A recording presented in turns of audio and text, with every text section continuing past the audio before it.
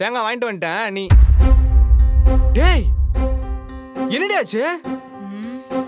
எல்லாம் உங்க செல்ல தம்பிய கேளுங்க. ஸ்கூல்ல போய் எவன்கிட்ட சண்டை இழுத்துட்டு வந்திருக்கான். என்னடா இது? ஏன்டா சண்டை போட்ட? அவன் நம்ம ஊரை பத்தி தப்பா பேசினா சும்மா விட்டுமானா?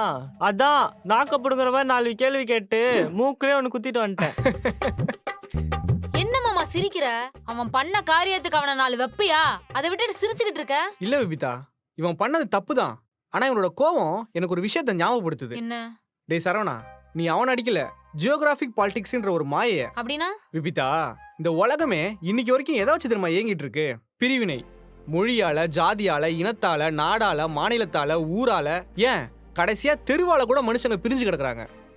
இப்ப பேப்பர்ல ஒரு கோடு போட்டு இந்த பக்கம் இருக்கவங்களாம் ஒரு ஆளு, இந்த பக்கம் இருக்கவங்களாம் நம்ம ஆளுன்னு எவனோ ஒருத்த முடிவு பண்றான். ஆனா உண்மை என்ன தெரியுமா?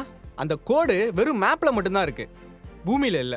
அதுக்காக நம்ம ஊர் மேலயும் நம்ம நாட்டு மேலயும் பாசம் வைக்கிறது தப்பா? அது நம்ம அடையாளம் தானே? அடையாளம் இருக்கலாம் விபிதா, ஆனா அதுவே ஆணவமா மாறக்கூடாது. என் ஊரு பெருசு, உன் ஊரு சிறுசுன்னு சொல்லும் போதே அங்க மனிதன் செத்து மிருகம் வெளியே வந்துடும். டேய் சரவணா, நீ தமிழனாரு, இந்தியனாரு, எவனா வேணாரு, ஆனா எல்லார்கிட்டயும் முதல்ல நல்ல மனுஷனாரு, சரியா? அப்ப அவன் நம்ம ஊரை பத்தி தப்பா பேசினா சும்மா இருக்கணுமாண்ணா? இங்க பாரு சரவணா, அடுத்த வாட்டி அவன் நம்ம ஊரை பத்தி தப்பா பேசினானா அவன் தோல் மேல கைய போட்டு, எல்லா ஊரும் நம்ம ஊர் தான் மச்சான், யாதும் ஊரே யாவரும் கேளுன்ற இனத்துல இருந்து வந்தவன்டானான்னு சொல்லிப்பாரு. அதுக்கப்புறம் உனக்கு கொடுக்குற மரியாதையே வேற மாதிரி இருக்கும்.